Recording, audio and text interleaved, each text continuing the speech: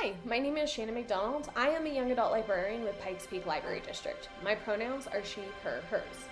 Today, I'm going to be talking about how to use tarot cards for basic mindfulness. Now, tarot cards did start as a playing card game in Europe in the mid-15th century, but today they are largely known for their relation to divination and various spiritual practices in the United States. Now, you may have encountered tarot cards in some of the books that you have read. If you've read The Night Circus, you'll know that Isabel performs tarot card readings, and in that book she withholds the Temperance card, this card, from the deck to keep warring forces from getting out of control. Or perhaps you are familiar with the use of it in the City of Bones series, where the Mortal Cup was hidden inside a tarot card. And maybe you've even seen TV shows where inevitably this card comes up, the Death card. All of it is meant for dramatic effect. Now today, I'm going to be talking about how to use the meaning of the cards to help guide you through some simple questions to guide you on your day-to-day, or even to help you be a little bit more mindful about what you want or what you're trying to pursue. And with that, let's get started on a basic explanation of what a tarot deck has in it. Now, tarot is divided up into two types of cards, the major arcana and the minor arcana. Major arcana is where you're going to find the Death card. Now, death in the deck represents change, and for some decks, depending on what you might have or find or get, your cards could have different names. For example, the very first card for both of these decks is the Fool. But here, it's called the Fool, and in this one, it's called Innocence.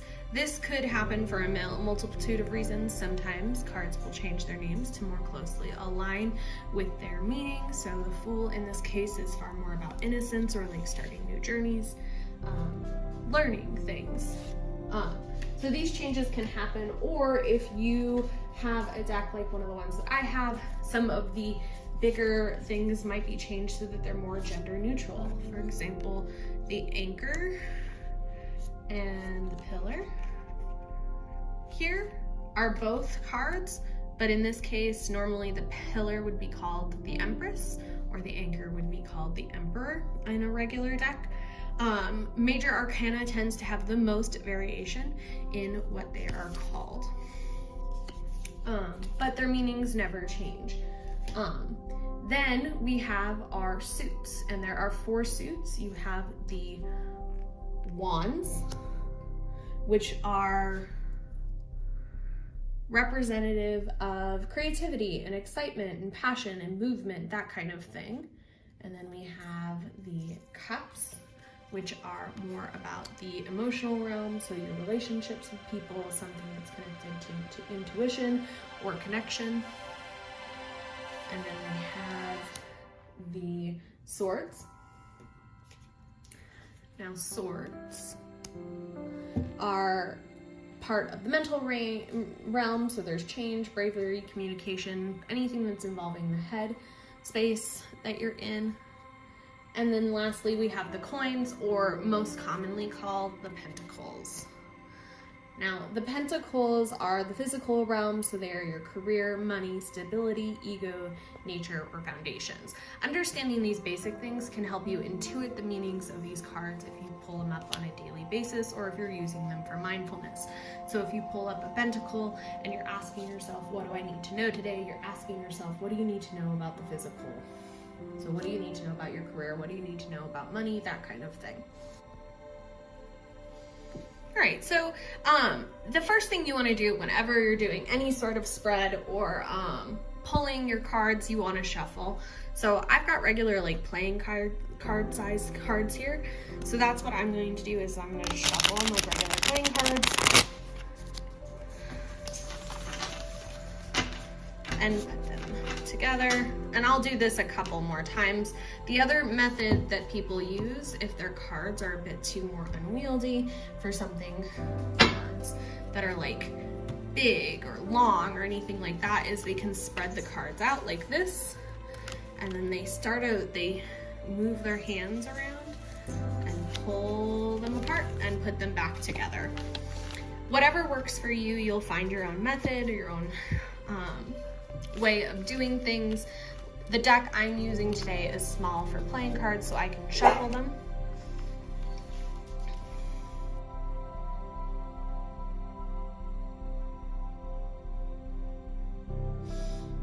Now, one of the easiest things you can do for a daily one card check-in is you are going to pull one card and you're going to ask yourself questions like, what do I need to know today?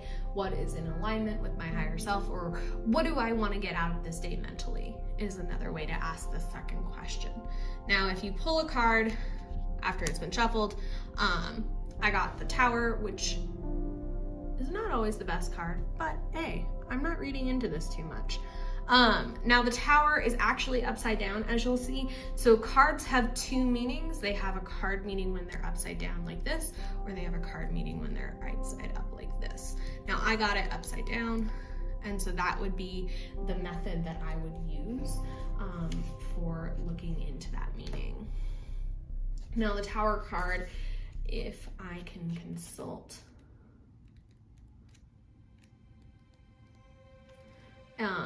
means collapse, losing foundation, or change. When it's reversed, which is what this is, it means it has to do with some internal change and any choices that you have to make to have total responsibility.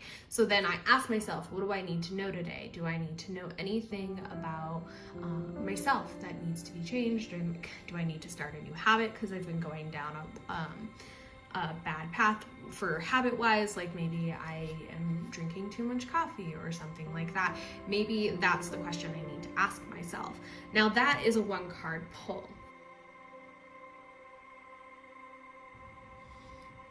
Now there are a lot of 3-card spreads, and 3-card spreads can have a variety of uses.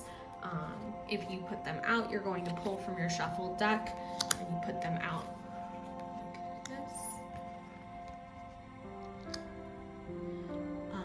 So then with your 3-card spread, you can ask certain kinds of questions. Past, present, or future is the most common one. Now, you can then turn them over, and then like the card in the first position would be your past. This one would be your present. This one would be your future. Now, when you're asking these questions, I got all sorts of stuff. So I have the 8 of Cups. When, like I said, cups are in the emotional realm, intuition, that kind of thing. Now, the 8 of Cups means abandonment or walking away. It indicates loss, but with a promising future. Most likely the loss has come from a choice of yours.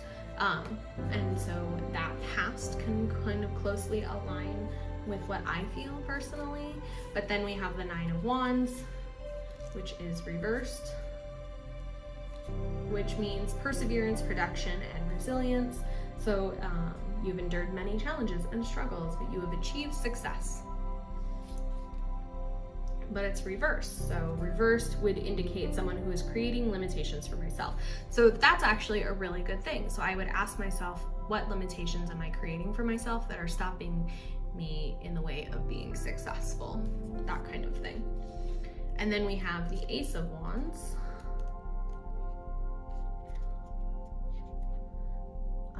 which means energy, expansion, and urgency. If you were to visualize the Big Bang, the force from all of life was made, is the Ace of Wands. It's not reversed, so we don't have to do that. So the future says, consider this moment a gift. It is bright opportunity that you get to choose what you want to do with it. So that could mean that I can go after something that I want to go after.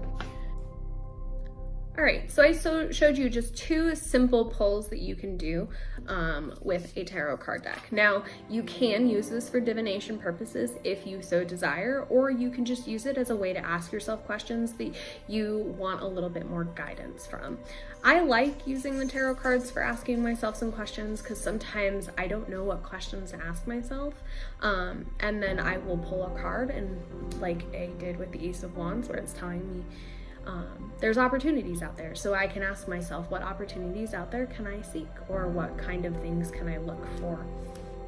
Now, you don't have to use the same tarot decks or anything like that. I used a really basic one that kept the imagery simple with some of the original imagery of the Rider-Waite section, but like I showed you with some of the other cards, they have different names.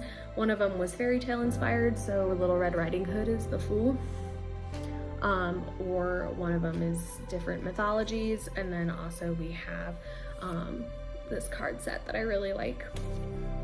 I have different sets that I just use when the mood strikes me, but I do try to pull a card every day so that it can tell me what I should keep in mind. Now, there are a bunch of ways to make sure that you're having insightful practices. Now, the big thing is that you need to make space for yourself. Just like you do with any sort of mindfulness activity, you want to make sure that you're really focused on yourself. So you want to find someplace quiet, someplace that's really kind of your own space, someplace that you're comfortable, and then you can get started with shuffling and laying out your cards. Attached, you'll find a couple of different ways to use different spreads for mindfulness and some questions that you can ask yourself while you're doing this. One of the best ways to build this habit is to pull one card every day and ask yourself what you need to know. Thank you for checking in for Teen Self-Care, and I am Shannon McDonald.